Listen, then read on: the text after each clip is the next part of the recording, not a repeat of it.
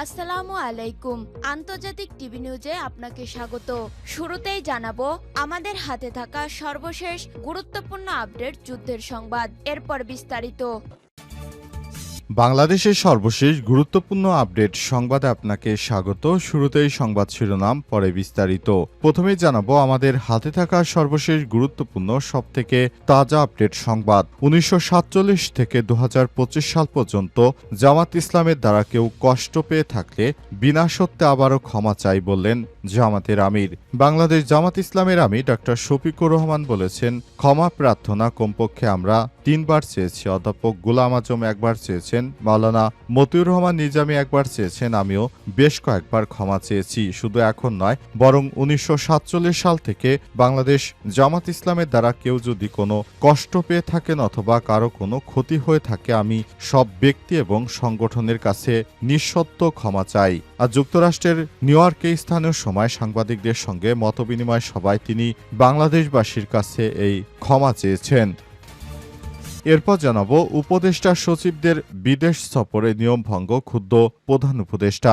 দফায় দফায় নির্দেশনা জারির পরও বিদেশ সফরের ক্ষেত্রে যথাযথ নিয়ম অনুসরণ করছে না খোদ উপদেষ্টা এবং সচিবরা। বিষয়টি সরকার প্রধান ক্ষুব্ধ হয়েছে বলে প্রধান উপদেষ্টার কার্যালয় সূত্র থেকে নিশ্চিত করা হয়েছে।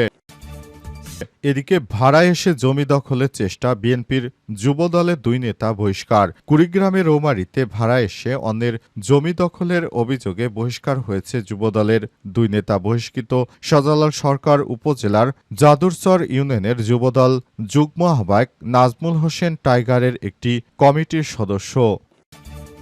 এবারে জানাবো নির্বাচন ঘিরে যে কোনো অপশক্তি মোকাবিলা করতে সক্ষম আইন শৃঙ্খলা বাহিনী। আগামী জাতীয় নির্বাচন শান্তিপূর্ণভাবে অনুষ্ঠিত হবে এমন আশা ব্যক্ত করেছেন Dhaka metropolitan police commissioner SM Sajjad Ali. তিনি বলেছেন, নির্বাচন ঘিরে যে কোনো অপশক্তি মোকাবেলা করার সক্ষমতা রয়েছে আইন শৃঙ্খলা রক্ষাকারী বাহিনীর। এবং সর্বশেষ জানাবো টঙ্গী মসজিদের খতিবের হাত পা বাঁধা অবস্থায় পঞ্চগড়ে উদ্ধার। গাজীপুরের টঙ্গী TNT এলাকার BTCL জামে মসজিদের পেশ ইমাম মাওলানা মহিবুল্লাহ মাদানীকে পঞ্চগড় সদর থানার হেলিপ্যাড বাজার এলাকা থেকে হাত পা বাঁধা অবস্থায় উদ্ধার করা হয়েছে। তার ছেলে মহিবুল্লাহ তথ্য নিশ্চিত করেছেন। পঞ্চগড় সদর থানা পুলিশ বৃহস্পতিবার 23 অক্টোবর তাকে একটি গাছের সঙ্গে লোহার শিকল দিয়ে বাঁধা অবস্থায় অজ্ঞান অবস্থায় উদ্ধার করেছে। স্থানীয় হাসপাতালে তাকে ভর্তি করা হয়েছে।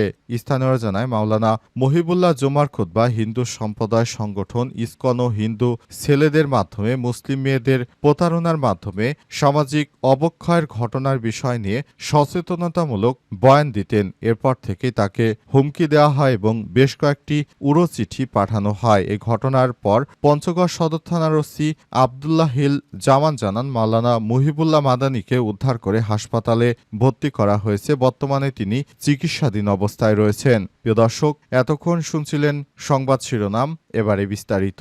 তবে তার আগে বন্ধুরা, অনুরোধ থাকবে এই সংবাদটিতে একটি লাইক দিন। এই চ্যানেলে আপনি নতুন হয়ে থাকলে আমাদের সংবাদটি দেখতে দেখতে চ্যানেলটি সাবস্ক্রাইব করে রাখুন। কমেন্ট করে বন্ধুরা আপনার মূল্যবান মতামত জানিয়ে দিন আপনি বিশ্বের কোন দেশ থেকে বা বাংলাদেশের কোন স্থান থেকে আমাদের সংবাদটি দেখছেন এবং শুনছেন। এবারে বিস্তারিত।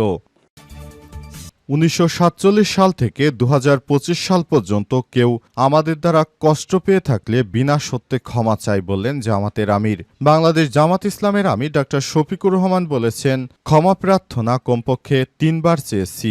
বাংলাদেশের মানুষের কাছে অধ্যাপক গোলাম আজম একবার চেয়েছেন, মাওলানা মতিউর রহমান নিজামী একবার চেয়েছেন, আমি নিজেও বেশ কয়েকবার ক্ষমা চেয়েছি। শুধু এখন নয়, 47 সাল থেকে জামাত ইসলামের দ্বারা যদি কেউ কোনো কষ্ট পেয়ে থাকে, আমরা কারো কোনো ক্ষতি করে থাকি, আমি সব ব্যক্তি এবং সংগঠনের পক্ষ থেকে আপনাদের কাছে নিঃশর্ত ক্ষমা চাই। যুক্তরাষ্ট্রের নিউ ইয়র্কে স্থানীয় সময় বুধবার সাংবাদিকদের সঙ্গে মতবিনিময় সভায় ক্ষমার বিষয়ে তিনি এসব কথা বলেছেন। প্রায় 2 ঘণ্টা যাবৎ স্থানীয় সাংবাদিকদের সঙ্গে মতবিনিময় করেন ডক্টর শফিকুর রহমান। তিনি আরো বলেন, এই ক্ষমা গোটা জাতি হইলেও চাই, ব্যক্তি হইলেও চাই, কোনো অসুবিধা নাই। আমরা কেউ কখনো বলিনি আমরা ভুলের ঊর্ধ্বে।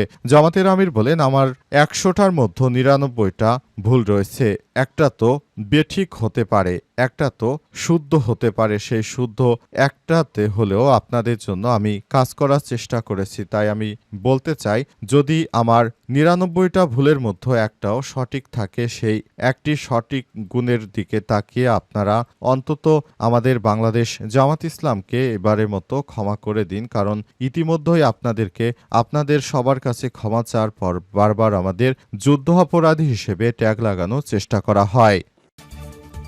উপদেষ্টা সচিবদের বিদেশ সফরে নিয়ম ভঙ্গ, ক্ষুব্ধ প্রধান উপদেষ্টা। দফায় দফায় নির্দেশনা জারির পরও বিদেশ সফরের ক্ষেত্রে যথাযথ নিয়ম অনুসরণ করছে না খোদ উপদেষ্টা সচিবরাও। বিষয়টি সরকার প্রধান ক্ষুব্ধ হয়েছে বলে প্রধান উপদেষ্টার কার্যালয় সূত্র থেকে জানা গেছে। জন্যই বিদেশ সফরের নিয়ম মানাকে কেন্দ্র করে পূর্বে জারি করা নিয়মকানুন এবার তৃতীয়বারের মতো মনে করিয়ে দিয়ে উপদেষ্টা ও সচিবদের সতর্ক করেছেন প্রধান উপদেষ্টার কার্যালয়। সে সঙ্গে আগামীর জাতীয় সংসদ নির্বাচনের আগে কম গুরুত্বপূর্ণ বিষয় বিদেশ সফর এড়িয়ে চলার নির্দেশনা দিয়েছেন প্রধান উপদেষ্টা। অন্তর্বর্তীকালীন সরকারের প্রধান উপদেষ্টা প্রফেসর ডক্টর মোহাম্মদ ইউনূসের সরকার জানিয়েছেন, অপ্রয়োজনীয় যারা বিদেশ যাত্রা করে থাকেন এ বিষয়টি আসলে গ্রহণযোগ্য কোনো বিষয় নয়। ইতিমধ্যেই বিদেশ যাত্রার বিষয় নিয়ে আমরা বিভিন্ন নির্দেশনা জারির পরও তারপর বিনা প্রয়োজনে অনেকেই বিদেশ যাতায়াতের চেষ্টা করছে। যেসব উপদেষ্টা সচিব বা উপদেষ্টাগণ এই ধরনের কাজ করার চেষ্টা করবেন তাদের বিরুদ্ধে আইন মেনে চলার আহ্বান জানান প্রধান উপদেষ্টা। তিনি আরও নির্দেশ দিয়েছেন, যদি এই ধরনের অনাকাঙ্ক্ষিতভাবে কেউ বিদেশ যাত্রা করতে চান তাহলে অবশ্যই তার বিরুদ্ধে ব্যবস্থা গ্রহণ করতে হবে। তা না হলে নতুন বাংলাদেশ গড়ে তোলার যে দৃঢ়প্রত্যয় আমরা হাতে নিয়ে নতুন বাংলাদেশ গড়ার জন্য আমরা যে চেষ্টা চালিয়েছি সেটি আসলে ব্যর্থ হয়ে যাবে। আমাদের দ্বারা দেশের মানুষ উপকৃত হওয়ার চেয়ে বেশি ক্ষতি হবে। তাই সবাইকে বলবো, আপনারা যথাযথভাবে আইন মেনে তারপর রাষ্ট্র পরিচালনার ক্ষেত্রে নিজেদের অবদান রাখুন বলে মন্তব্য করেছেন প্রধান উপদেষ্টা। ভাড়া এসে জমি দখলের চেষ্টা, যুবদলের দুই নেতা বহিষ্কার। কুড়িগ্রামের রৌমারীতে এসে অন্যের জমি দখলের অভিযোগে বহিষ্কার হয়েছেন যুবদলের দুই নেতা। বহিষ্কৃত শাহজালাল সরকার উপজেলার যাদুরচর ইউনিয়ন যুবদলের যুগ্ম আহ্বায়ক ও নাজমুল হোসেন টাইগার একই এলাকার সদস্য। এর আগে ২১শে অক্টোবর রাতে দুইজনকে বহিষ্কার করে জেলা যুবদলের সভাপতি রায়হান কবির ও সাধারণ সম্পাদক নাদিম আহমেদ তাদের স্বাক্ষরিত এক প্রেস বিজ্ঞপ্তির মাধ্যমে বিষয়টি নিশ্চিত করা হয়েছে। বিজ্ঞপ্তিতে বলা হয়েছে, দলীয় নীতি ও আদর্শ পরিপন্থী কর্মকাণ্ডে জড়িত থাকার সুনির্দিষ্ট অভিযোগের উপর ভিত্তি করে যুবদল নেতাকে বহিষ্কার করা হয়েছে। বহিষ্কৃত নেতৃত্ববৃন্দের কোনো ধরনের অপকর্মের দায়িত্ব দল নেবে না। যুবদলের সকল পর্যায়ের নেতাকর্মীদের তাদের সঙ্গে সাংগঠনিক সম্পর্ক না রাখার নির্দেশনা জারি করা হয়েছে। যারা বিএনপির নাম ভাঙিয়ে চাঁদাবাজি, সন্ত্রাসী, রাহাজানি কর্মকাণ্ড করবে তাদের বিরুদ্ধে তারেক রহমান নির্দেশনা দিয়েছেন তাদেরকে দল থেকে যেন বহিষ্কার করে দেয়া হয়। এসব ব্যক্তিরা মূলত দলের শত্রু, দেশের শত্রু। তারা নিজের স্বার্থ হাসিল করার জন্যই এসব চাঁদাবাজি, সন্ত্রাসী কর্মকাণ্ড করছে। এই ধরনের কর্মকাণ্ড করে তারা কোনোভাবেই পার পেয়ে যেতে পারবে না বলে জানান বিএনপির নেতারা। তারা বলছে, কোনো চাঁদাবাজকে আমরা আশ্রয় দিচ্ছি না। নির্বাচন ঘিরে যে কোনো অপশক্তি মোকাবেলা করতে সক্ষম আইন শৃঙ্খলা বাহিনী।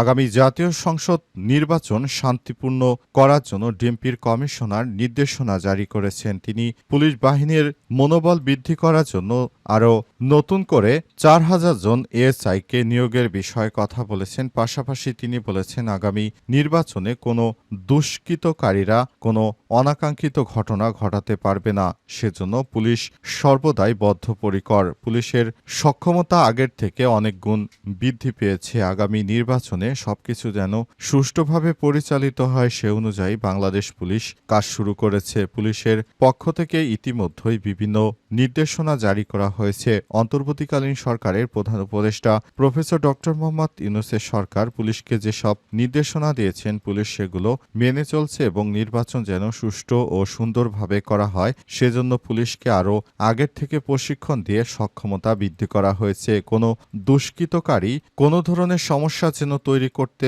না পারে সেজন্য পুলিশ সর্বদাই প্রস্তুত রয়েছে বলে জানিয়েছেন ডিএমপির কমিশনার শেখ সাজ্জাদ। তিনি আরও বলেছেন, পুলিশ সবসময় জনগণের হয়ে কাজ করছে। পুলিশ এখনকার পুলিশ আর 2 বছর আগের পুলিশ এক নয়। এখনকার পুলিশ জনগণের বন্ধু পুলিশ। তাই পুলিশকে জনগণ সর্বোচ্চ সহযোগিতা করুন, তাদের পাশে থাকুন, বিপদে আপদে পুলিশকে সহায়তা করুন। পাশাপাশি পুলিশের কাছ থেকেও আপনাদের সেবা নিন এবং দেশটাকে সুন্দর মতো পরিচালনার ক্ষেত্রে আপনার অবদানকে আপনি তুলে ধরুন, যেন পুলিশের সদস্যরাও নিজের দেশকে ভালোবাসতে পারে। এজন্য তাদেরকে সর্বোচ্চ সহযোগিতা করুন। যদি জনগণ পুলিশকে সহায়তা করে তাহলে পুলিশও জনগণকে আগের থেকে আরও ভালো সার্ভিস দিতে পারবে। সেক্ষেত্রে দেশের আইন শৃঙ্খলার পরিণতি আরও ভালোর দিকে এগিয়ে যাবে।